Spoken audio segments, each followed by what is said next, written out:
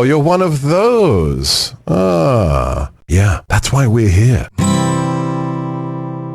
I'm white, and I've got everything I need. No one clutches their purses when they're in a room alone with me. And I can drive for any neighborhood I please at any hour, and the police don't do a thing. So if I see a penny on the ground, I leave it alone and fucking flip it. I'm a straight white male in America. I got everything I need. I'm a guy getting paid more than a girl with a degree. And I can walk down the streets after dark, no one wants to rape me. And I can get a girl pregnant and just as easily flee. Just like my straight white male dad did to me. So if I see a penny on the ground, I leave it alone and fucking flip it. I'm a straight white male in America. I've got all the luck I need. I've got a pile of broken mirrors and I'm walking under ladders and I'm spilling tons of salt, but to me that doesn't matter, cause my skin and my gender and my orientation are the best things to have if you live in this nation. I recommend it highly.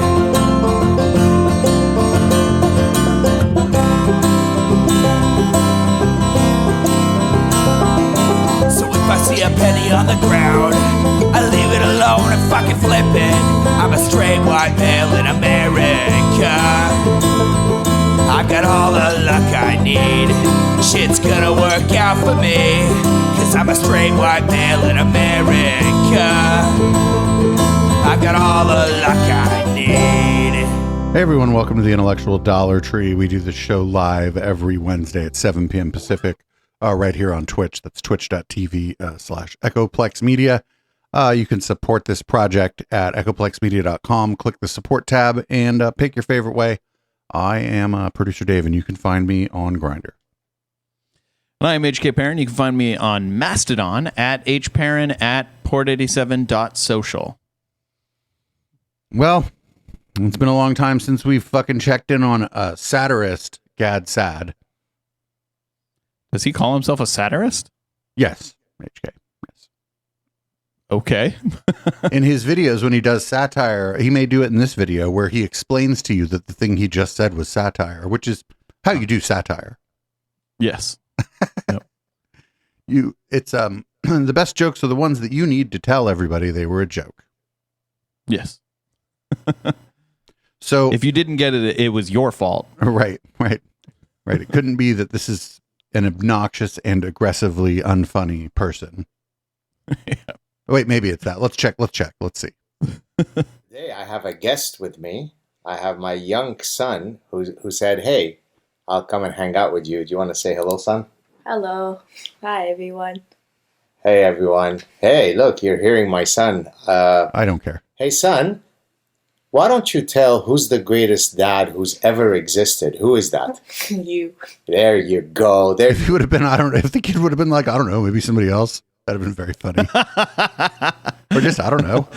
What a weird thing to have your son say at the beginning of your podcast.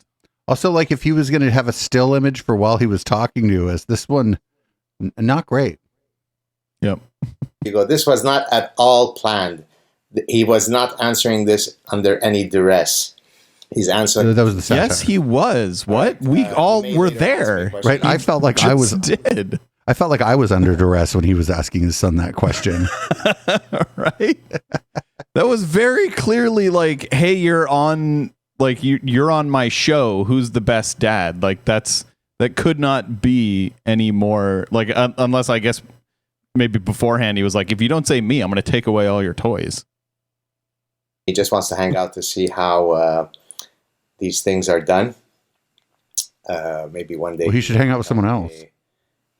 Also, what a weird thing to brag about that your son thinks you're the best dad. Like, if he didn't, that would be weird. I'm telling you, the baller answer would have been, I don't know. And even more famous. Who knows? Maybe. Probably when he's older, his answer Any will good change too. parent I don't know. Only wishes for their children to surpass them. Otherwise, they're malignant narcissists. So there you go. Okay, so today what I wanted to talk about. Last week I did a things that are pissing me off. And at the time, I've now posted it also on my YouTube channel and posted it on my podcast. But it's also still available on, on X. If you go to the highlights, you could see it's still there. The recording is up. I What's talked about X? 3 things that pissed me off. Does he mean last week, Twitter? in case Yes. You had missed Okay. it. This whole idea of misinformation versus disinformation, and how there should be a czar, a governmental czar that tells us what is right and what is wrong, and what is veridical and what is not, and what I think of such idiocy.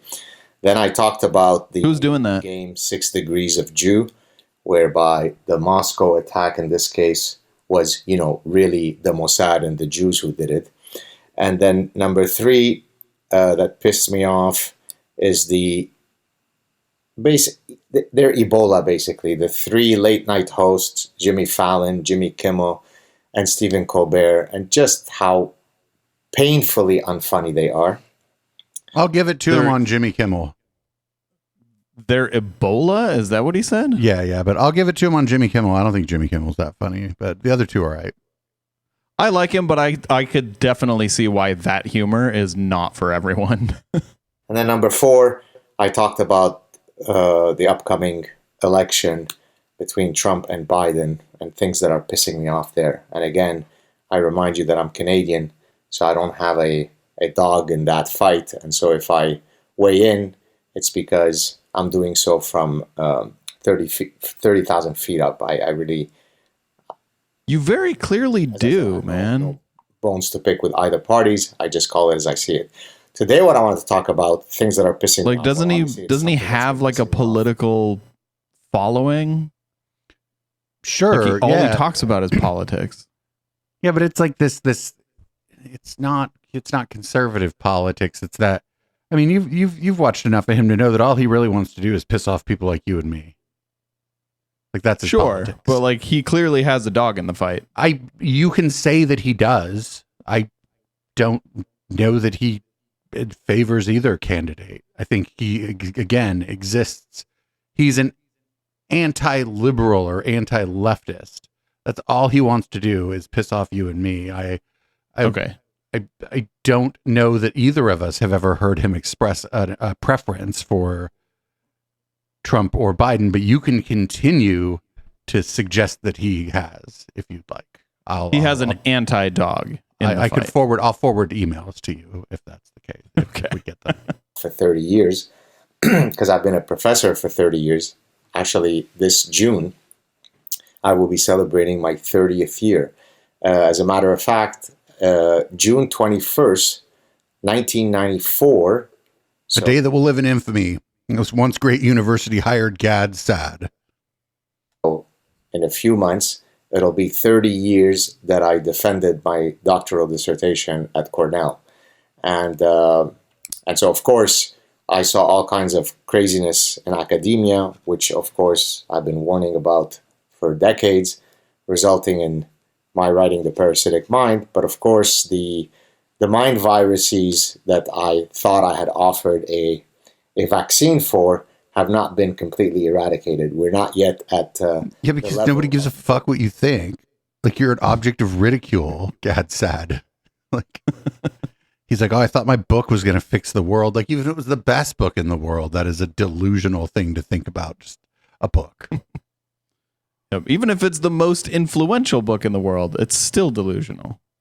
polio eradication or smallpox eradication. So we still need to do a lot of work. So today I want to talk about things that are pissing me off in academia with a bit of a twist. The idea of sort of this orgiastic calculus. God, he loves that word. We've heard him say the word orgiastic like more than any person should ever encounter the word. What does it mean? What do you think it means? It's like orgiastic. It's like a orgy. Okay, yeah, of or relating to or characteristic of an orgy. Yeah. Okay. Yeah, that's exactly what I thought it meant. Niceness, right? I'm okay, you're okay. How are your feelings? Let's all be nice. Let's all be kind. Let's all be tolerant. Let's all be compassionate. Which, of course, in no way am I arguing that people should not be kind as a default value. In no way. At least to you, right? He's like, well, people are nice to me, and that's good. But people aren't nice to him, and that's good too. Be, mean as a way of being. But when it comes to academia, the fundamental thing that you're trying to optimize, as I explained in The Parasitic Mind, is the pursuit of truth, the discovery of knowledge, the dissemination of knowledge. To the extent that some of that might hurt someone's feelings, so be it. Okay? So let me first begin, because I want to first begin with some of this weakness that I'm seeing in academia. So I'll give you an example. So first I'll talk about some of the weakness in terms of how we're training students, and then I'll... Tell us more about what you're about to say. I'll give an example. Well, but first I'm going to... just say it, dude. In a broader sense. So, as you probably know, any university has an office of disabilities that, if students have real disabilities, of course, they should be accommodated, and that's perfectly fine, and that makes perfect sense. Now, it turns out, very much like interesting how he put that, if students have real disabilities. He's the one that decides. He wrote a book. Yep. But his book failed to fix the world, but whatever. 15 minutes ago, there had been 1 out of 10,000 people who were transgender, and suddenly there was a social contagion. By the way, the person who published the 1 out of 10,000 people? No, it's always been way higher than that. Yeah, it's always been like, well, that might have been 0.5%. Might have been people who were out. Okay, but I don't know. Like, he's going to do it dumb. He's just going to like, all these gay people are all over the place now. Well, fucking, we came out. I don't know what to tell you. It's the same thing. From Brown University, if you remember, she got into a lot. She's a pediatrician, I think, by training, if I'm not mistaken. And she got into a lot of trouble because she argued that the transgender craze was a social contagion. That doesn't mean that transgender people don't exist. That doesn't mean that transgender people don't have a right to live free of bigotry. But when you go from 1 out of 10,000 people who are transgender to every second person in my kid's classroom is transgender, then we've got a problem, Houston. Every second, 50% of his students are transgender? I do not believe him. This is amazing. It's a pretty big swing there. Did he mean every second student as in like 1-to-1, or like you got to pass 2 non-transgenders and then you get to a transgender? That's still 33%. That would be every third student. Would be I don't. Yeah. Either way, I don't believe him. Oh, you really? Me neither. I'm surprised you don't believe him. Yeah, this is. But he was saying like in his son's class, which is a little bit weird because what's he doing? Like fucking spending too much time in his son's classroom anyway. Like, to take your dad to school day with this guy would be just fucking horrible. They don't do that though. So even if that were true, let's give him the benefit of the doubt and say that for some reason, the class is just a statistical anomaly and 50% of the students are transgender. Is that not okay? Well, obviously he's suggesting that they that it was contagious, not like obviously like a virus, but it was socially contagious, and there was just peer pressure to be trans. Is that not okay? I mean, I reject the premise that there's peer pressure to be trans. So I also do, but even taking him at his untrue word, is it not okay? Like, why? I mean, it would be bad. It's bad for people to be peer pressured into any gender identity. I would agree with you, but should we ban that? I don't think that you're way out past. Now we're out past what the material is about. Okay. Now we're writing fanfic, which you were free to do. bullshit. It just okay? sucks. You should write fanfic about something cool, not about GADSAD. And so the Office of Disability, my first 20 some years as a professor, I almost had no student who registered with the Office of Disability, right? Which made sense because it should be a very small number. And then over the past 4 or 5 years, probably around 10% of my students have special accommodations under the Office of Disabilities. So something happened in the last 5-6 years whereby Better accommodation? everyone is now More students with disabilities being admitted to the school due to destigmatization. I would guess better accommodation at a lower level of academics, meaning that those students can do better and can proceed to higher levels of academics. Well, all kind of things. disabled. But what, like, is he saying that there's like some sort of conspiracy here? What's he getting at? I don't know. And what are the special accommodations? Like, he's never going to get specific because he doesn't. He's just complaining about like glaring generalities that he's probably making up. Yep. That's the default value. So, for example, I suffer from exam anxiety. Therefore, I am disabled. Therefore, I need 17 times more time than someone who doesn't have exam anxiety. Oh, exam anxiety? It's called life. Everyone who I don't think that that's a thing. If somebody has like severe anxiety, there may be some accommodations for them that could be made so that they could learn. But I'm not sure that the people are being diagnosed with exam anxiety. I also don't believe him, but Dave, how many exams have you taken since you've been out of school? Very few. Would none be an approximate answer? You know, I think I've taken tests of you have too, employment and stuff. I guess you could call. I don't those think exams. I've taken any tests. Okay, well, not any exams. Well, then now we should delve into the difference between a test and an exam. I'm sure that would be a lot of fun. Let's do that. Yes, I've taken, but yeah, very infrequently, approaching zero as I get older. Yeah. So, like, why shouldn't we accommodate someone who's not very good at taking exams? That's not a skill you need in life.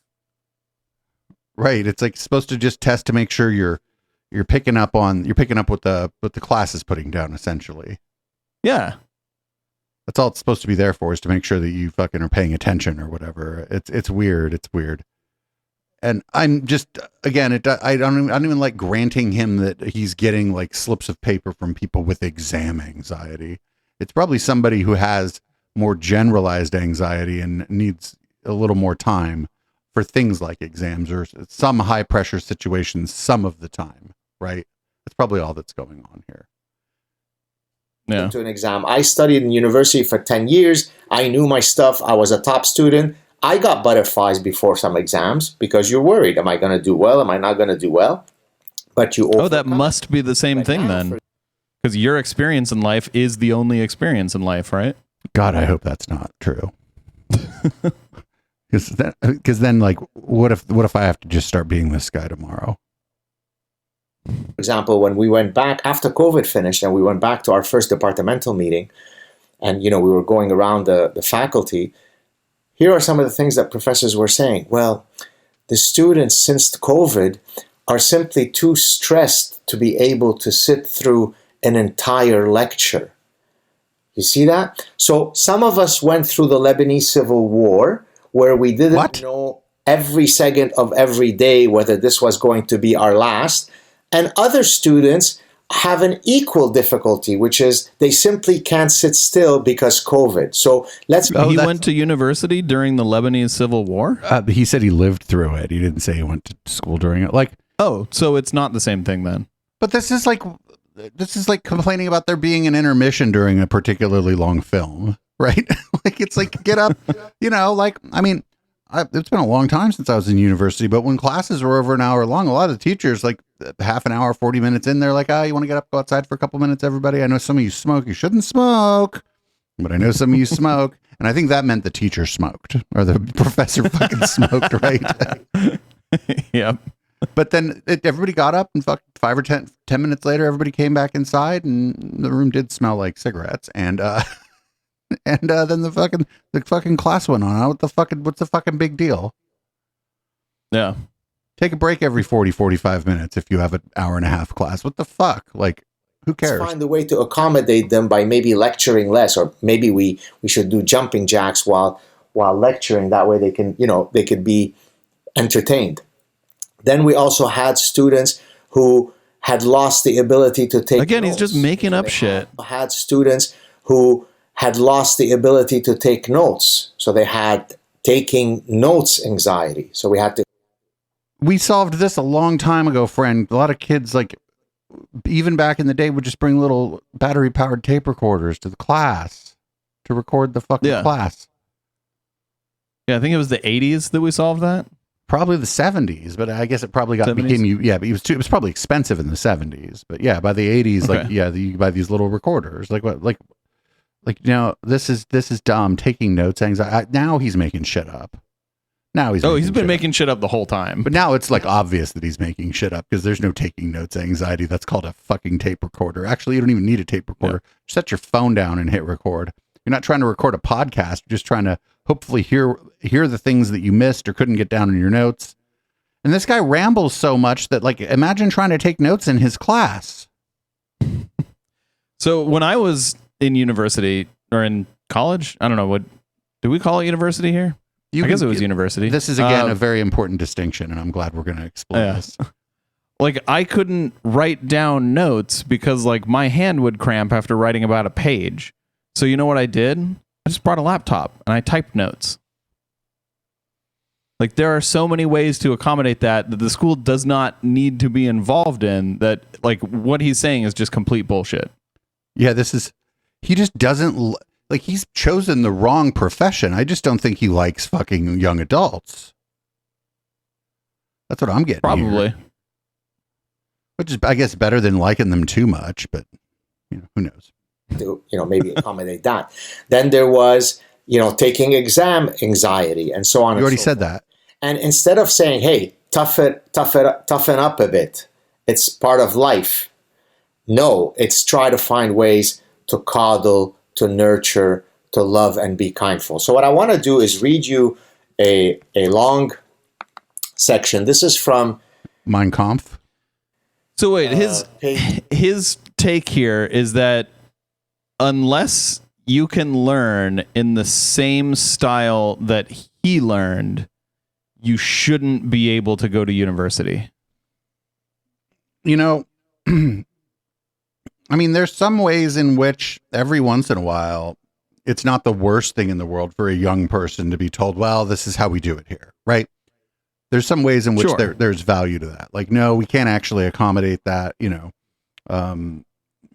but talk to the professor, see what, we can't force this. Talk to the professor, such and such is actually they may be like the kind of, they may give you this impression in class, but they're actually very, very easy to talk to. If you go office hours and talk to the professor, maybe you can work something out with them. This stuff that he's talking about, this is all just his grievances. He's now the one with all the grievances, right? He's the one that wants special accommodations because he's an asshole. Yeah.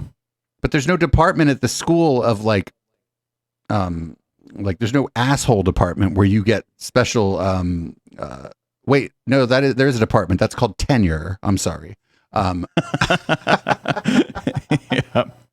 So I don't know. He already got his asshole exemption. I think he's tenured. So, oh man, this guy is so insufferable.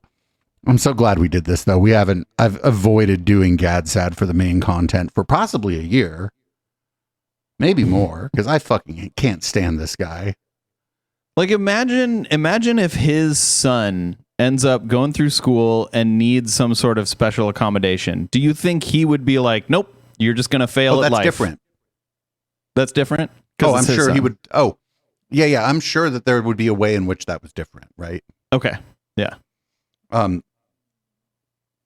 Because it's maybe it's a bad example, but if you remember way back when when Dick Cheney was like, "Oh, I'm not against gay marriage. I think the state should decide," and that was when he found out one of his daughters was gay. It would be a version of that would happen to him. That he would be like, "Well, some of these this particular accommodation that my son needs is okay, right?" It would be that. Yeah, thing. but none other ones. Right, just right. this one. Just and and just for my son actually, because the other parents over there be lying. Yeah, that one's got blue hair. Can't trust her. Yeah, we all know that is exactly how it would go down. My latest book, the book on happiness. So I have a chapter where I talk about. I love how he's telling us about his book on happiness, and this is the still he chose for his video. Yeah. And the anti-fragility to failure. You have to be anti-fragile when it comes to failure, right? I mean, most of the successful people that you know have at some point failed, right? And them being champion is the fact that they overcome the failures and then they end up coming on top. And so I have a section titled Baptism by Fire as a Form of Anti-Fragility. And it's very relevant to our conversation here because I'm going to, bear with me, it's going to be a while. I'm going to read it. Maybe it'll take about 5-10 minutes. But towards the end, I recount a story that happened to me when I was a doctoral student at Cornell and how my professors treated me. And by today's standards, he's like, even then, no one liked me. An abuse case against them because they were so mean and tough to me. All right, so here we go. So I'm reading now verbatim till the end of this section. So this is from. I'm reading my own book verbatim at the end of part of my book. So it's my book. I'm saying this. It's not me saying this. It's my book. Or of The Sad Truth About Happiness, which I truly hope that you'd get it. It really is a very uplifting, positive, fun book. It's a combination of ancient wisdoms regarding good life, coupled get out of here, ancient contemporary science, and then backed up, or if you like, peppered with my personal stories, my personal trajectory of happiness. So it's a really, really fun book. Let me ask my son how I'm doing. It really, so far, it does not sound fun. If it's anything like this video, I would I'd rather eat it than read it.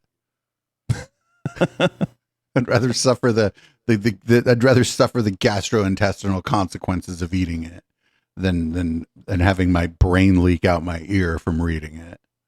Are you bored? I'm sure if you bread it and deep fry it, it would probably be pretty good. Or how am I doing, son? Great. Are you? He's got his kid here for this whole thing. I'm having fun. Yeah, he seems he's got that sort of poor kid, preteen. Oh my God! What if that kid does actually need some sort of special accommodation, but he listened to his dad say this at his current age, and now he's too afraid to ask for it. Oh my God, his poor kid. Hopefully, mom is screwed together a little more tightly than dad. Hopefully. All right, let's go. Most worthy endeavors in life, be it completing medical school, running a marathon, or starting a new business, require persistence and focus. The late basketball great Kobe Bryant coined the term Mamba mentality, which he explained as follows. Hard work outweighs talent every time. Mamba mentality is about 4 a.m. workouts, doing more than the next guy, and then trusting in the work you've put in when it's time to perform.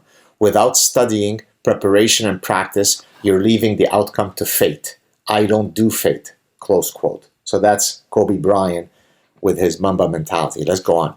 Psychologist Angela Lee Duckworth has pioneered the study of the grit trait, which captures this form of stick-to-itiveness. While grit is correlated with various achievement outcomes, such as academic performance, it has a more general positive effect on happiness and well-being, and this holds true across wildly disparate cultures. Part of possessing grit is the capacity to be resilient in overcoming obstacles as you seek to achieve your goals. While resilience is in part shaped... Oh my God, he's quoting from one of them fucking airport books. I know the book he's talking about. He mentioned the author, but there's this airport book about grit. I fucking hate airport books. About grit? Grit. Okay. Yes. It's an airport book. It's hot garbage. You just buy it because it's sitting next to Dr. Oz's book, and you're like, well, fuck, I guess I'm going to read the book about grit on the airplane. Personality, some forms of childhood adversity foster resilience, which may result in beneficial outcomes. In the same way that one's immune system needs to be challenged during childhood for optimal functioning, overcoming psychological stressors is a key feature of peak functioning. You cannot lead a maximally enriching life if you are never challenged. Developing a proper response. So something that I think he's leaving out here is that just like your immune system shouldn't be over challenged or, you die, you shouldn't be psychologically over challenged or you'll just not succeed, right? Give up on things. Develop a defeatist attitude. Like there is definitely a balance that I think he's missing here. The central like you shouldn't dunk your kid in sewage every day. I have experienced some of the worst imaginable childhood adversity growing up during the Lebanese Civil War, but those negative experiences have allowed me to develop great resilience in tackling the more. Although maybe that would give them superpowers. Of my life in Canada and the United States. Let's keep going. Wait, when did he stop reading the other person's book quoted in his book and start just fucking editorializing about the thing he was reading from his book that included apart from somebody? Wait, I lost the fucking point. Where did he stop reading his book?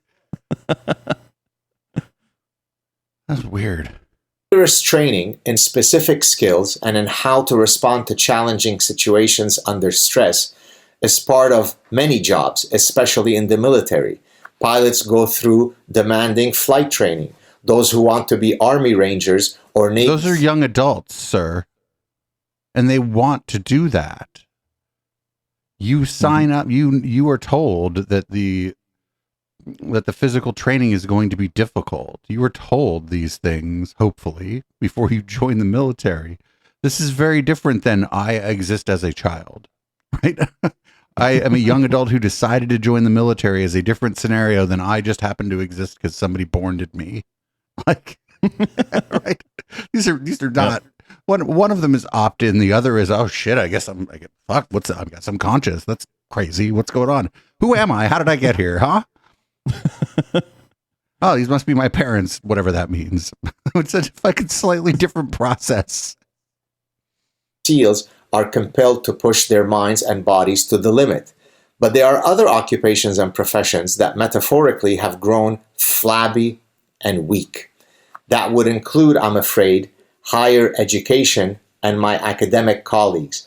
All those tepid hyper-specialists who are too afraid to utter one word that might offend academic superiors, militant feminists, the pronoun Taliban, or the woke mafia. Did he just call it the pronoun Taliban? The pronoun Taliban. Okay, so... Oh, HK, he was doing satire. Was he? So he told us that this book was very enjoyable. Sounds like it so far. Fun, even, is whimsical. what he said. Whimsical. It's whimsical, yes. HK. I believe the word he literally said was fun. Fun, totally fun. Fun, jazz hands. Yeah, so... he's saying that professors should be less afraid to misgender their students, and tell off their superiors. I guess so. He's like, I'm really really fun at parties. I'm fun at parties. Hey, that's his idea. You shouldn't of fun. drink. You shouldn't don't order a beer. But I'm a riot at party. I am the party. You'll just have to take my word. This is dumb. Okay. The other thing, the thing that's built into this that I bitch about a lot, and actually some of the other people in the sort of critique space don't like that I say, it's not they don't get mad at me or whatever, they just don't agree with me, is that I don't understand why somebody who folds clothes at Old Navy is should be worried about, maybe not pissing off their boss to make their job easier, but a fucking professor shouldn't have to worry about that. Like, I don't understand. Like, why is this job like so different in that it should, you should have to, that it shouldn't matter whether or not you can get along with your peers and your superiors? I think again, he's talking about like the idea of if someone is telling you, I prefer these pronouns, or I prefer this name, or I prefer, you not refer to me this way, he's saying that he should have the freedom to refer to them in whatever way they want. And it's like, okay, well, that has to go both ways. So if that's what you want, then like all of your students should be able to call you like Mr. Asshole all day, and you should have no recourse in that. Like you shouldn't be able to lower their grades. You shouldn't be able to reprimand them. You should have no recourse in that. And is that the world that he wants? I don't think so. I don't think he'd be okay with that situation. Yeah. Yeah. Like I said, I think there's just some people out there who think that for some reason being a professor isn't a job, right? They want it to be some other category of the money generating thing where in this case, it doesn't matter. It shouldn't matter if you can't get along with the people that are above you in the department or whatever. And it's like, well, like other people have jobs and they have to like, maybe they don't like their boss, but they have to try to get along with their boss because that's what you do at your job. I don't know. Everyone has to do it. You don't exist in some rarefied atmosphere because you get to call yourself a professor. It should come with some respect, but maybe if you should have to do like just at least some work to fucking earn that respect. Like it doesn't like arguably professors are treated like differently than any other job because it's so hard to fire a tenured professor even when they're being just a complete asshole to everyone around them. Right. And they try to, a lot of times they try to conflate two things. They're like, oh, well, you need academic freedom. And it's like, yeah, you should be able to, study controversial issues or whatever to the extent that you're doing research in your, as your job as a professor. But that shouldn't extend to being an absolute shit to the other staff at the university. That's not research, nor is that academic freedom. Right? Like, yeah. You're not researching anything by being a shit to your student because they're queer, or being a shit to your boss because you don't think she, and for him it would usually be a she, deserves her position, or a shit to the cleaning staff because you think that you're better than them because you're a professor. None of that is academia. That's just fucking being an asshole. Yep. I guarantee this guy is a shit to work with. Just an absolute insufferable fucking nightmare to try to work with. I mean, he's an insufferable nightmare to listen to. So, yeah, absolutely, he would be an insufferable piece of shit to work with. In the last few years, I have noticed that this weak mindset permeates all layers of academia, but especially when interviewing prospective hires for assistant professorships. When I was a doctoral student at Cornell University, young academics had their first big baptism by fire moment when they were invited as part of a departmental speaker series to give a lecture from their developing doctoral dissertation. This was a very intimidating platform from which to share one's research because the audience did not suffer fools gladly, and professors prepared senior doctoral students for the eventual grilling they would face when seeking assistant professorships at elite universities. I faced additional anti-fragility obstacles as I made my way through my PhD. Doctoral students at the Johnson Graduate School of Management at Cornell had to pass the A exam, which was made up of two parts. One, professors serving on a student's PhD dissertation committee could ask questions about his specific area of expertise. While many doctoral students had a supervisor and two additional committee members, my doctoral committee was composed of four outstanding scholars: Doctors J. Edward Russo, who's a cognitive psychologist, Douglas Stamen, who's a advertising researcher, Ali Hadi, who's a world-renowned statistician, and Alberto Segre, who is a computer scientist. So, number two, once the doctoral student presented his dissertation proposal, the committee members would ask pointed questions about the prospective research. No question was out of bounds, as the student had to demonstrate complete mastery of his subject and his proposed dissertation research.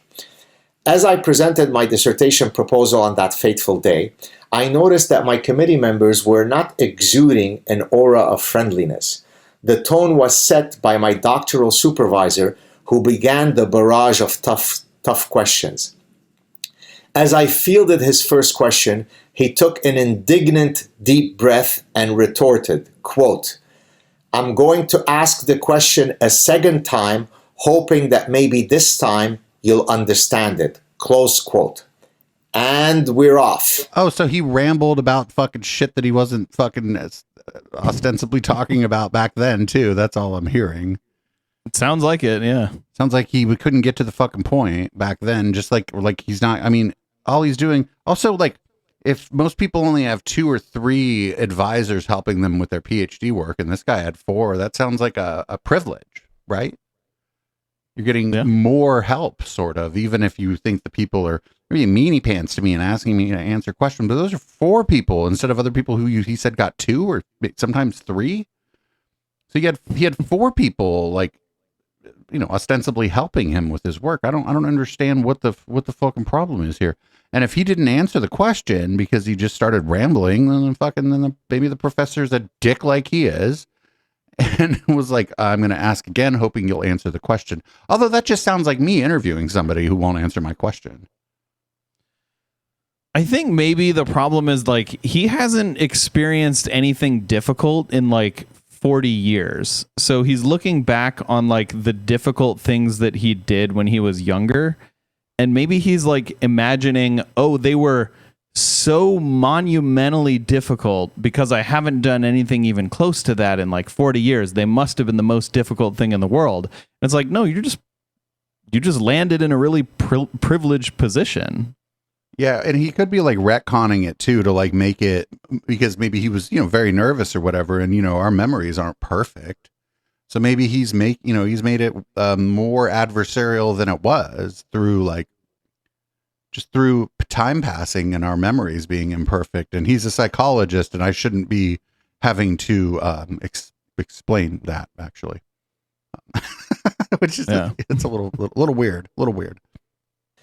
When it came time for Professor Hattie, a world-renowned statistician, to ask his questions, he started off by saying, "I know that I told you that I would not ask you detailed technical statistical questions. Well, I lied," close quote.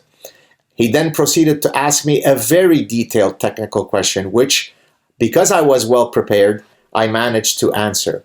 Once the professors had gone through several rounds of very probing and difficult questions, I was asked to step outside the room as they deliberated my fate.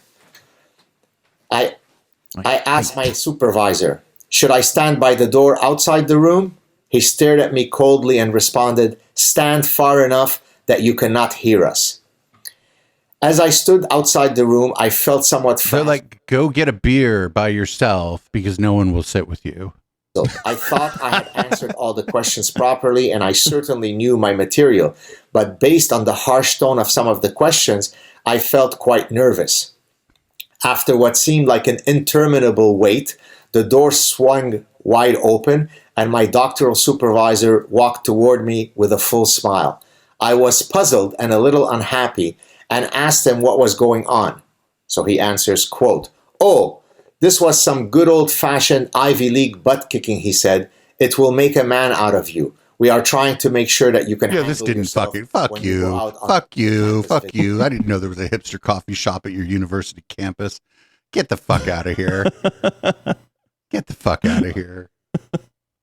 He may very well believe this, but again, this happened fucking 40 years ago. So he's not going to have, like, he wrote this book 4 or 5 years. He's not going to have perfect memory of this. Yep.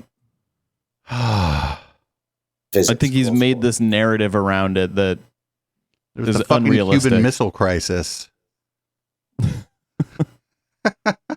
As I made my way back into the examination room, the other committee members were all smiling and congratulatory. The tense environment had dissipated into the... They all fucking smoked a joint together and said, "But God, we couldn't have listened to a minute more of that motherfucker."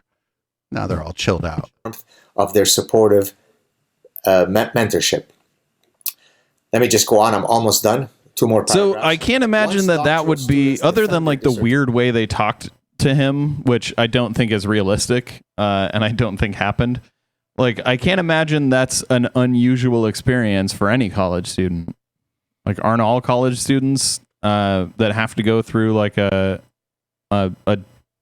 presenting their dissertation like that? Isn't that They have to like defend normal? it. Yeah, they're asked questions. Yeah.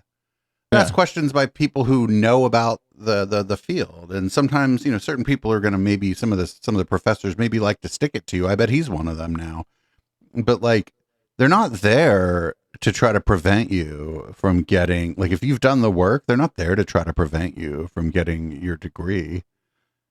They just want to make sure that you've done the work.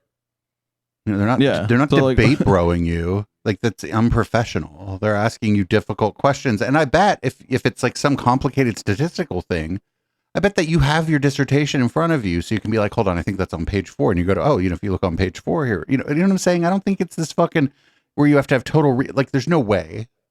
Now they're expecting that you have total recall of everything. Get the fuck out of here. dissertation proposals, they send application packets to universities hoping to land a job. The first round of interviews is usually held at the annual academic conference of their discipline. In my case, as previously mentioned, I had around 25 scheduled interviews. The interviewers require that one present one's dissertation work in a cogent and succinct manner. In preparation for that eventuality, my doctoral supervisor had me prepare a one-page summary of my dissertation, which I excitedly agreed to do. He had me rewrite it several times, and in one instance, he feigned falling asleep before telling me, quote, now go back and rewrite this. You know what? I'm starting to like this guy's fucking advisor more and more now. I'm starting to like this guy's advisor. I understand. I'm kindred spirits with this guy's advisor, outside of the fact that because it was a powerful man at a certain time that he probably took some liberties with some people that he shouldn't have. But other than that, kindred spirits. Kindred spirits. Sticking it to Gad Sad. Fuck yeah. Fall asleep reading the first sentence, close quote. Throughout this process, I became deeply indebted to my great mentors for testing my resilience and mental toughness. They did not coddle me. They were not concerned with sparing my feelings. They did not give me a participation trophy for showing up. They expected great things. Okay, so what I think he's getting at here is because he had to defend his dissertation, no one should get extra time on exams. Well, now he's supposedly talking about the hiring process of junior or adjunct professors. But the problem is, if this, here's the thing with that. If they are applying for a professorship and have a PhD, they already did this, Gad. Yep. You just weren't there because it had nothing to do with you, which I know, Gad Sad, it should shock you to know that there are things in academia that happened that don't have anything to do with you. Oh, man, this is so crazy. Also, like, times change. I don't know. Maybe shit changed. Maybe shit's a little bit different. I don't fucking know. Maybe we realized that by like forcing everyone to do exams in a particular amount of time, we're like maybe letting a whole lot of people who would do really great in the university and in the workforce like fall through and become like disheartened. Maybe. And end up not in jobs where they thrive as much as they could have. But again, at this point, he's talking about the hiring process, tangentially talking about the hiring process of like young professors at universities. But like, he had to go to like some fucking conference. I bet the conferences that he was going to or whatever these things were like kind of exclusive and invite only, because this would be a really bad hiring process. First, you have to get invited to the weird professor party. No, that's not actually how you apply for a job, sir. I don't care maybe there's certain circles in which that's very helpful if you're trying to get at a prestigious university. There's a lot of fucking old boys club shit going on. And I don't doubt that, that he somehow got a leg up, but I think what he's talking about is the way in which he got a leg up because he got invited to these fucking conferences or whatever. But I'm guessing. I don't know. But I don't think I don't think everybody that got hired had to do that, because that just sounds like unnecessary. sure to test my anti-fragility. For that, I am eternally grateful to them. Incidentally, I recently found out that my doctoral supervisor is retiring from Cornell. He has since retired. Several of his former doctoral students, including yours truly, joined him for a commemorative get-together. Expressing gratitude is not only polite, but also another component of a good and happy life. And by the way, other ones were like, fuck, Gad Sad is coming. God damn it. Well, I really like this. This guy really helped me out a lot. So I'll go. And Gad started grilling these other people that are just as accomplished or more. You know what I mean? Like this. Yep. He's like, what do you mean I have to sit all the way over here? Like, that's why is my name tag over in the corner? That's the king's throne, Gad. Don't worry about it. It's far away from us so that we can all see you. You get to be special over here, and we're gonna go, be commoners over there together. I'm going next week back to Cornell, where I'll be giving 2 talks at my alma mater, and I think my former doctoral supervisor and several of my former professors will be there, so it'll be great. Now, why do I no students though? They don't like story you. Because they don't even hate you enough to protest. They're just not going. Contextualizing the kind of training I had in my PhD, incredibly rigorous and hardcore PhD at Cornell, with some of the stuff that I see today with students, where I've had administrator call me asking why my grades in my graduate course were the way they were, because it's expected that everybody receives an A. Well, no. There is this little thing called a bell curve. The bell curve means some people do extremely well, most people are in the middle, and some people do poorly. That's why it's called the bell curve, the normal distribution. So again, by the way, in the parasitic mind, I talk about how 30, 40 years ago, the average grade in university was a C, as you would expect it. In many universities today, the average grade is an A. Think about it for a second. Let me repeat. This is, by the way, a Duke professor who did that analysis. The average grade is an A. What does that mean then? Nothing. No, not really. Incredible scamming of grade inflation. It means that universities haven't let a whole lot more people in, and there are a whole lot more people. So they're where they used to take a lot more of that bell curve, now they're just taking the top. Or he's there. I don't know. Who fucking knows? If your job is as a professor is to teach everyone the material, and then you do a real good job and you have like a real attentive crop of students and everybody just does real well, what are you supposed to do? Just fucking then, you take this part of the bell curve and then try to, the end of it or whatever, and then try to make a new bell curve in it. Like you like grade on a curve sort of, but such that you make that so that somebody who got 92 gets a C. You know what I'm saying? There's ways in which like at in a high level, like some kind of high level like math class or whatever, the people that are still there are probably going to fucking know the material and get the fucking answers right. Like, you know what I'm saying? It's interesting to think about. Yeah, I don't know. I don't think there's whole ass universities though where the average grade is an A. I mean, come on, dude. Come on. Kind, you're being empathetic, you're being compassionate, you're being sweet, you're being loving. You're not being mean like Professor Saad and his former mentors. All right, so now having said that, I'm done with reading from the Sad Truth About Happiness. Uh-huh. So I wanted to now talk a bit about... That was uplifting. I feel very happy. Would you describe what we just heard as fun? I would go so far. I would say that it was like a disco party, but words. It was like a disco party, but the inverse of it. Right, one over disco or disco party to the -1. Where you shine a light at the disco ball, and instead of reflecting the light, the disco ball just sucks all the light up.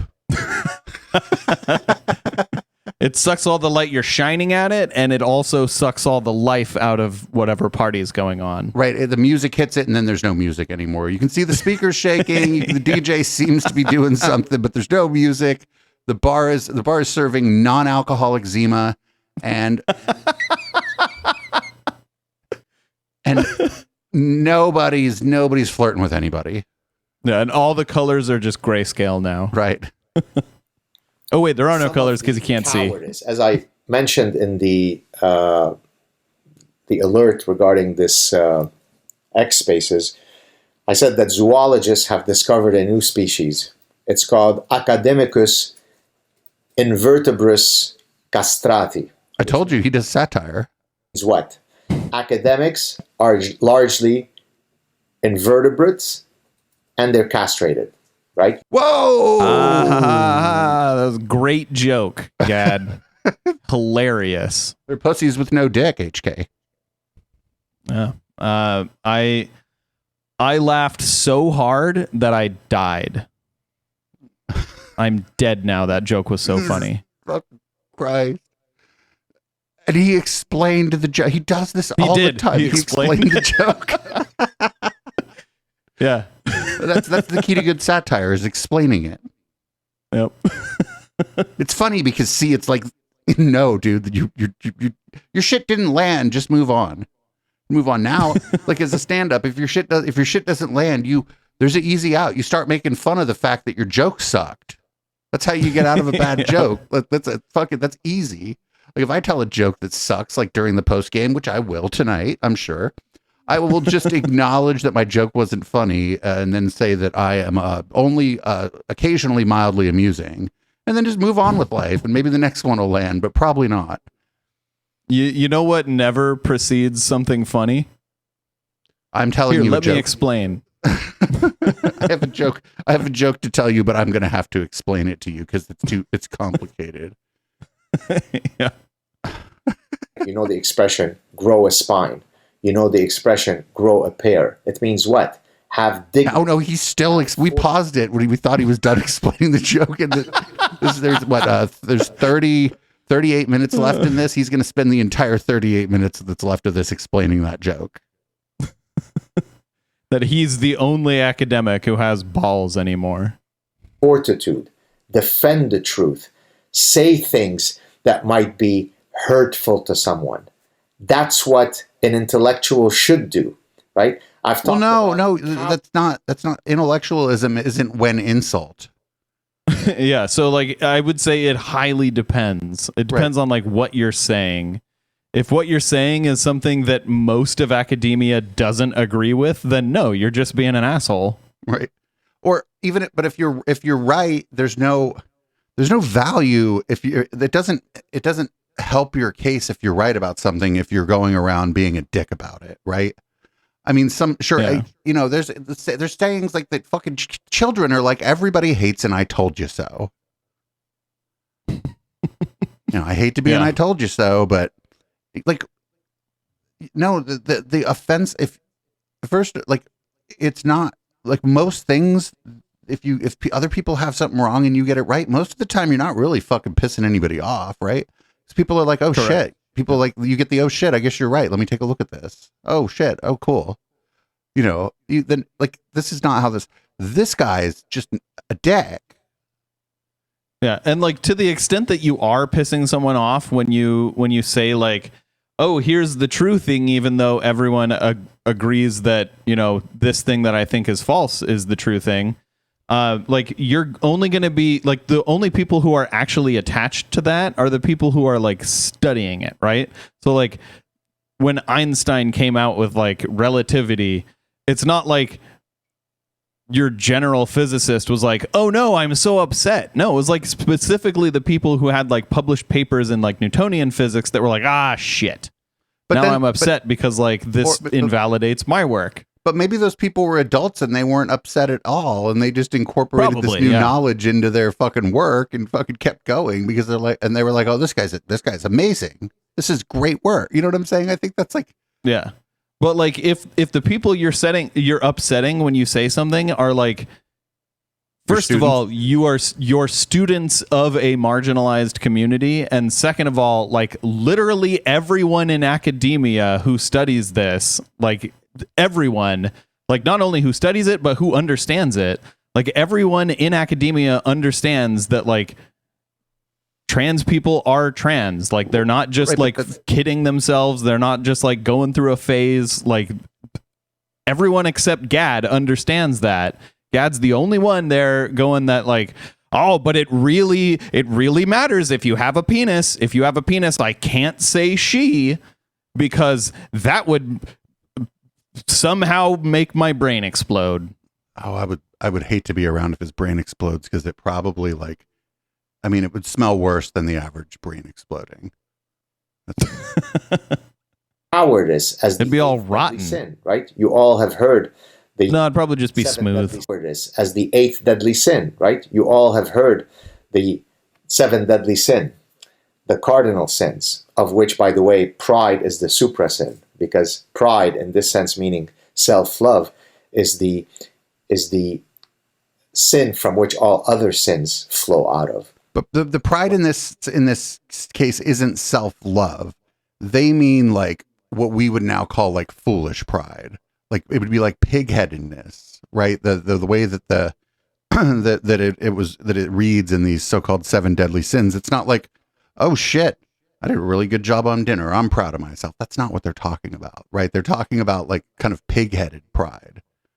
Yeah, is he alluding to the LGBT community? Is that what he's? I mean, that's talking about? That's not what he said. But yeah, I presume that even if he's not putting that down, that's certainly what a non-significant amount of his ever shrinking audience is picking up. Okay, yeah, and again, that kind of pride is not the kind of pride that is like the sinful pride, right? And the very people that were writing that were probably like proud of their faith or whatever. You know what I'm saying? Like, and that's fine if you want to be proud of your faith. You go ahead. It is no longer 2008. Everything's fine. And yeah, this is dumb because like it doesn't mean just being proud of something you've done. That's not like that.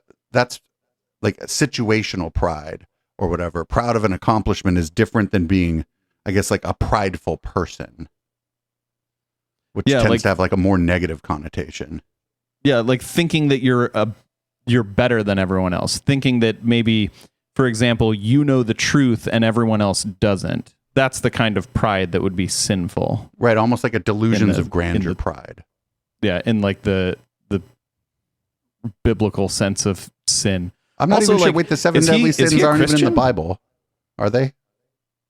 I don't think so. Yeah, I don't know if he's an atheist. Okay, so why the fuck does he care about the 7 deadly sins? He wants to tell you about the 8th deadly sin, but he'll probably, I don't know, end up talking about fucking some shit that happened in like 1985 instead. Well, I have always argued that there should be an 8th sin called cowardice. Now, some people might argue that cowardice can fit within sloth, being a sloth, or in the old term was avarice. But in any case, cowardice is why we are where we are in the West, right? Until 15 minutes ago, history was defined as follows. There is one tribe called A.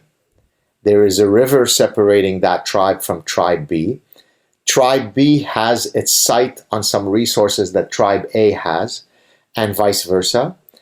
They either peacefully coexist, not infringing on each other, or at some point, one of the two tribes says, hey, I think I'd like to have access to your water, to your animal protein, to your beautiful women. Let's go to war. And then we fight. But the understanding is that the members of both tribes are willing to fight to protect what's theirs. Yes? That's called history. Oh, shit. I had a whole other... So even in this, he's wrong because, like, when we were tribal, most tribes worked together, or at best, like, didn't involve themselves with other tribes. Like, warring tribes were like fairly rare, right? And I mean, now with the nation state, war is probably more rare, but also the nation states are bigger, and the wars have more dire consequences and much higher body counts. Yep. But if you think about, like how many, because also when he's talking about tribes, there's also I just don't like the language around tribes, particularly because it's when especially his audience, when they think about it, they don't really think about like the Germanic people, right, as those as being tribes. The tribes are the southern hemisphere phenomena. Do you know what I'm saying? Like, Yep. like Africa, the continent of Africa, particularly. It's very like the idea of like tribes. The way he's talking about is fairly racialized. It's viewed through like a colonialist lens, sort of. Well, we saved these people. The colonialists would always say, "Well, we saved these people from all their tribal conflicts." So there's some problems there too. Single thing in history is defined by that universal law. The West has decided that it no longer abides by that historical and evolutionary imperative. It's basically said, no, we open the door to you, you do what you want to us, you destroy our society, you... Oh, this is the Great Replacement. Uh-oh. ...to any of us, and that demonstrates that we are virtuous, that we are compassionate, that we are tolerant, that we are kind, that we are empathetic, right? And that orgiastic faux empathy... He said it again! I bet he says orgiastic all the time, but I bet he ain't never had no hot group sex. Trickles down to academia, where the key way to act as a academic... By the way, it's not as though I go to academic settings and I start swearing and getting drunk and throwing up all over the place. You'd be way cooler if you did that, Gad. You'd be much cooler if you did that. If you just went to like an academic party and got drunk and wild out and puked on somebody's fucking expensive coffee table, I'd have to put respect on your name if you were going and doing that at like these crotchety old professors' homes. But no, sir, you're not doing that. You're going there and annoying everyone because you're annoying. Place. I'm very professorial. I speak with probably a lexicon that is more than 10 professors combined. So it's not as though I can't be professorial, but that also doesn't mean that I... What was he just saying about the sin of pride? Yeah, well, that's different when he's like, I am the professorial one. I am fucking blah, blah, blah. I'm the most professor of all the professors. The humblest as well. I'm the most humble. I win the humility contest. But pride is a sin. Now listen to me tell you how great I am and that I don't puke on anybody's coffee table. Speaking the truth. But it turns out, for example, that at my university, that's very frowned upon. Because there are complaints that are consistently lodged against me because, I say very dangerous and mean things like men can't menstruate. That makes me transphobic. I might say things like, well, maybe Islam might be more prone to violence than, say, Jainism. The Jains, when they're walking, they're such pacifists that they walk with a broom sweeping the floor because lest they might step on an ant inadvertently. So the tenets... But you could kill the ant that way. ...of their religion, the Jains, is such that you can genuinely say that the canonical content of their religion... But the students are like, I thought this was a marketing class. What are you talking about? This is like the complaints are like, one, this isn't... I'm supposed to be here. Like I think he's a professor of like psychology of marketing, something similar to that. So this is like off topic. Like in the classroom. So if I was a student, even if I like agreed with these things, I'd be like, I'm not really here to listen to this guy's fucking political rants. I thought I was going to learn how to like trick people into buying shit they don't want so that I could get paid. Yeah. So he's essentially like pushing his beliefs onto his students and he's wondering why he's getting complaints. Like it's because you're pushing your beliefs onto your students. Right. I mean, I went to Berkeley for political science, and there were professors I had that I had no idea what their politics were. Can you believe that, HK? I can. Most of my professors, I had no idea what their politics were. You can make some assumptions, basically, like if they live within the city limits of Berkeley and ride their fucking bike to school and have a ponytail. All right, this is a lib. This is a lib, right? But you never know. It could be a libertarian. It could be a libertarian, maybe. But like I did, like this is unprofessional. Yes. Just unprofessional. Yeah, it's unprofessional. It's being a bad professor. And He was literally just saying, I talk gooder than all the other professors. I talk more gooder than 10 professors combined. I am the Voltron of professors. Except they forgot to form the fucking head. And then now he's saying, like, you know, I do these things that are grossly unprofessional in my professional life. It's like, okay, well, doesn't sound like you're a good professor then, even if you do talk good. You should revisit what you said about pride. Yeah. This is a dumb motherfucker. God, imagine this is like you just have to fulfill some fucking requirement that you take something in psychology or marketing for like, God. And then you get stuck with this guy. He's stuck with this guy. And they're bloviating about how fucking great he is all the time.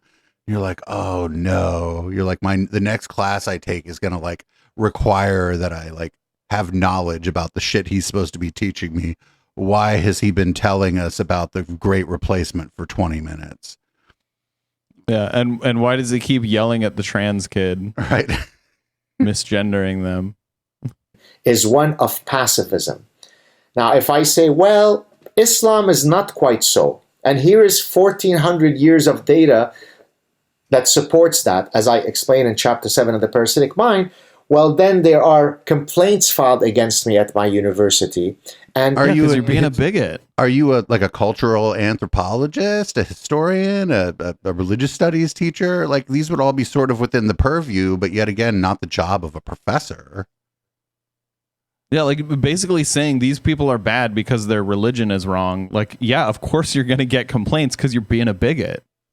Right. Whereas in like a religious studies class, they might talk about the history of Islam and the history of other religions and the subjugation of people and how it pertains to like human history. But they would do it in an informed and academic way because they're a university professor that does their job. Gad. Yeah. Did you get the fuck out of here? Like nobody cares. You don't go to a marketing class to hear the marketing fucking professor's political views about a religion. It's like it's like you go to In-N-Out and they try to make a taco with the ingredients they have. It's not going to be a good taco. It's not what you want. It's not why you went to In-N-Out. And I feel like whoever's running that place should probably go work at Taco Bell. Like, or maybe not. Yep. Maybe not because they can't follow fucking instructions, so they'd go there and try to make a double. Like, Gad Sad is the In-N-Out taco of professors. Right? Get the fuck, man. I am so mean and bigoted. If I say that when it comes to human beings, Charles Darwin was right in saying that sexual selection presumes that there are two phenotypes called male and female, well, that's very mean. That's very anti-scientific of me because we now know that there are 873 genders and maybe 376. Here comes that satire again. So he's conflating sex and gender. Also, it's really weird to like go back to Darwin because in some ways Darwin was actually panned by the establishment essentially as being like a social justice warrior in a sense because he was suggesting that actually we're all just the results of evolution and he broke with the more conservative notions of how the species evolved at the time. Like, so this is like just a bad analogy overall.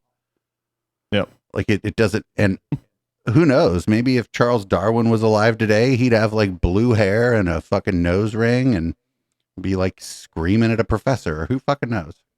Yeah. And also in the time of Charles Darwin, we did know that there were other things besides male and female. We knew about intersexuality, like being an intersex person at that time. So what the way we dealt with that was eugenics adjacent. Yes, like we were fucking horrible to those people. But that wasn't the state of the science. That was the state of society. Yeah, like we did know about it. So like Gad is just wrong on all counts here. Right? So therefore, why don't you shut your mouth, Gad Saad, and just play nice? And I explained to people at my university that I don't go out of my way to be mean to anybody. I'm actually. It sounds like He you literally do. does. Yeah, it sounds like you do. I mean, I do go out of my way to be mean to these particular people, but I'm not playing hide the fucking ball here. Like he literally goes out of his way to be mean to people because like he's not a human sexuality teacher. He's not a biology teacher. Like he doesn't study this stuff. He clearly doesn't understand it. And he's like purposefully harming his students by like, I'm assuming he misgenders them. I don't know that for certain, but it certainly sounds like he does. Maybe he does it behind their back. He probably does it to their face too. I also don't know how much this guy even teaches classes. So once I you're really hope he doesn't teach any classes. like once you're tenured, you can just do research or whatever in some places. I don't know. Like I said, you just had some fucking requirement to fill, and then you had to go listen to fucking this asshole. You're like, but I'm supposed to learn about this marketing thing. I don't really want to rock the Pope, but I guess I got to talk to somebody because today this guy told us about how the locomotive isn't woke, but the electric train is, and I just feel like that's like not really what I'm here for, and I'm actually paying tuition to go here, and I feel like I feel like I'm not getting what I paid for. I'm on a scholarship, and I feel like the people who paid for who donated money to the organization that provided my scholarship would be very disappointed with how their money is being spent right now. Yeah, sir, you're not only wasting my time, you're wasting someone else's money. Right. Very measured in my tone. What I do is never modulate the positions I take in the pursuit of sparing someone's feelings. My main job as an intellectual, as a professor, is to create. I mean, that is knowledge. going out of your way to be mean to someone. So he's conflating. If you listen here, check this out. My main job as an intellectual, as a professor. So he's conflating his self-appointed status as public intellectual with his job as some kind of professor of the psychology of marketing. I don't know exactly, but it's like, you know what I'm saying? Those are actually not the same thing. Yeah. Your main job is not to misgender your students, dude. Right. This is not, you could be both. You could be a public intellectual who has takes on things outside of your area of expertise, but then when you go to work, I don't know, do your job. Yep. Yeah, like maybe read your job description. Right. Like, I'm sorry, dude. Like, is to create knowledge, disseminate knowledge, and defend the truth. That's why my message has resonated with millions of people. So it pisses me off. Millions of people. That I can barely 300,000 getting subs. chastised by people, by academics. I would guess, because, his message resonates with those 300,000 subs because they are probably either people like us who follow him to cover him as a like story, or they are also bigots and they want to hear bigoted viewpoints, and he is a source of bigoted viewpoints that they can agree with. He just did what I call dumb fuck inflation. It's like how the 1 million moms Twitter profile has like 45,000 followers. Dumb fuck inflation. why can't you just play nice? By the way, several years ago, and my son is sitting here with me because he was with me, we were walking and we were accosted by a person who threatened me in front of my son. When I went to the police to report the case, you know what the police said to me? Well, They said if you were black, we'd shoot your dog. maybe you shouldn't be speaking on these difficult subjects, and then you wouldn't get... Damn, the fucking pigs were like, buy the ticket, take the ride, asshole. Yeah, since when are the cops based? Right. I mean, since Gad's sad. Yeah, like I mean, everyone wants to pick on nobody Gad's sad. Nobody to root for here. Because actually, if this guy's like, because his son seems quite young, if this guy's walking his son around, like, that's not the time to confront him, right? It's just not. The kid has enough problems as it is, obviously. Like, this kid probably never had a chance, and I'm guessing, though, that there was no actual threat. But if there was, which I'm not saying is impossible, if there was, then yeah, we don't condone that. Like, don't threaten people. In fact, if he's walking his son around, leave him alone. Fuck it. You can maybe you can dunk on him some other time. It's not like there's never an opportunity to dunk on Gad Saad. Like, you'll get your chance, friend. The way, that's what I was told at my university. Imagine how devastatingly chilling that is. And I analogized it as follows. Recently, in a conversation with an administrator, we would all be very angry if a judge said to a woman who had been raped, hey, maybe you should consider not wearing such sexy clothes, and then you wouldn't get the attention of men. We would except Richard Dawkins said that, some version of that, not too long ago, and people like you were like, oh, he's right. He said, oh, well, maybe you shouldn't go out and get drunk, ladies. Like, yep. Like, yeah, people do say that to victims of SA. Like, yes, people do say that to men and women, that you should make better decisions. And maybe there are points where you could have made a better decision and not put yourself in that situation, but that doesn't mean that the situation is your fault, right? Nobody makes perfect decisions about every fucking thing they do every day in their life. So it's like, you have a right to make bad decisions and not be the victim of SA, actually. So yes. Yeah, you have a right to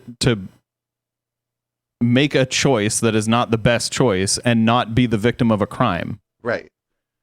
And in this case, a threat, like a credible threat of violence is a crime. Like, you are the victim of a crime. That repulsive, correctly so, yes? That would be called victim blaming. But imagine now if I speak out, for example, I spoke out about the horrors of the Hamas attack because, I have tons of family in Israel. That triggered a lot of complaints against me at Concordia because it doesn't. What were you saying? Doesn't make sense for the Jewish guy who escaped the Middle East, who has tons of family in Israel, which he has to call to make sure they weren't killed and raped, for him to be upset about what happened on October 7th. That's simply too Islamophobic. I should only be concerned about what the IDF is doing to the noble, peaceful Palestinians. All right, that's as good a place as any to fucking put a fork in the podcast. People are welcome to go listen to the rest of this, but we're not gonna. Every once in a while, we check in on Gad Saad, and I was like, maybe I was hating on him too much. Absolutely not. I now think we should hate on Gad Saad even more. I wish he would unblock me on Twitter just so that I could piss him off so that he blocks me again. Fucking asshole. Like, like nobody, like, oh my God. Like, this is ridiculous. First of all, like at the end there, he's like, he would probably tell you he doesn't like identity politics, but that's just what he did right there, right? He was like, these people, I share identity with them, therefore they're good, or some version of that. This is all fucking bad. Like the victims of violence by nation states or non-nation state paramilitary groups, they all shouldn't be victims of that violence. Like if you start drawing you start picking who you think is, like, you shouldn't make these choices. That shit's all bad. And my position on that has been made clear a bunch of times. I'm not going over it again. I don't talk about that much on the show, but I am not.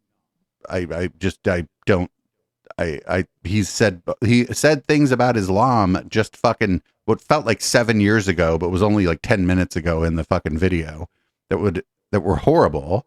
And now he's like, well, I don't know. Why does everybody think I'm a fucking Islamophobe? And it's like, well, sir, it's not like you just said one thing in a vacuum about October 7th. It's like you have said other things, and they are easy to find because you are a public intellectual. So people might take into account the other things you've said when they make their character assessment about you. When you say yet another thing, I fucking can't. History didn't start tomorrow, Gad. I can't help you. Yep. Yeah, he instead of being a public intellectual, he should just be labeled. He's a public bigot. Right. And I'm That is starting to what he think is. that the distinction is starting to, the distinction between those two things is starting to, the circles are starting to fucking become circle. Yep. Like, I don't hear anyone who refers to themselves as a public intellectual who isn't just a giant piece of shit. Yep. Like, I would never refer to myself as a public intellectual. And partly because it's just the hubris to do it. Other people are supposed to refer to you as a public intellectual. And then when they do it, when they introduce you, you're supposed to go, oh, you. Like, you know, Yeah. you're supposed to win the humble contest. My God. Well, fuck. I'm glad I picked that. The other option is what we're going to watch in the post game. Coming up in the post game is Ben Shapiro and Dave Rubin are going to have another conversation. I wonder if Ben Shapiro is going to tell Dave Rubin that his lifestyle is sinful and that he's going to hell or whatever the fuck. I guess Ben technically doesn't believe in hell, I guess, but that it's sinful and wrong, and that Dave's going to be like, oh, isn't it great that we're such good friends? I hope that happens again, because that was what happened last time we watched them and every time we've watched them. And with that, HK, you feel like reading the show out. Absolutely. Thank you for joining us. This has been the Intellectual Dollar Tree. We do this show live on twitch.tv/Echoplex Media every Wednesday at 7 p.m. Pacific. If you're listening to the podcast, check us out live, why don't you? If you do, you get to join us for Red Light, which happens right after the show. So if you'd like to support us, you can do that on patreon.com/Echoplex, or you can buy our merch at eplex.store. You can also get a membership, which would help us greatly. And again, if you're listening live, you'll see us on the other side of this song for Red Light, where we change the color of the lights and the contents of our drinks. And we'll see you then. This is Boomers by Periscope.